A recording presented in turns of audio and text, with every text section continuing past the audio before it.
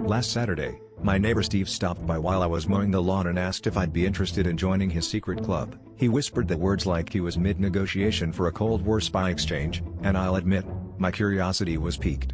I mean, I've lived next to Steve for 5 years, and the most clandestine thing I've seen him do is hide a second dessert from his kids.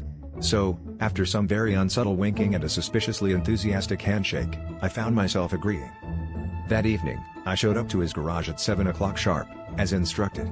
There were 4 other adults there, Linda from across the street, Old Man Jenkins from 2 doors down, who, to my knowledge, hasn't left his house since the Carter administration, and 2 people I'd never met before, but who seemed to share my "what am I doing here?"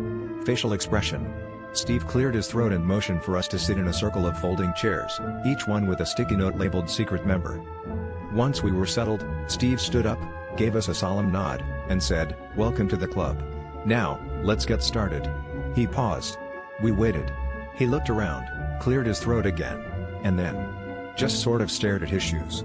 Linda finally broke the silence and asked, "So, what does the club actually do?" Steve blinked, looked at each of us, and then said, "Well, that's the secret." Jenkins nodded sagely, like this explained everything.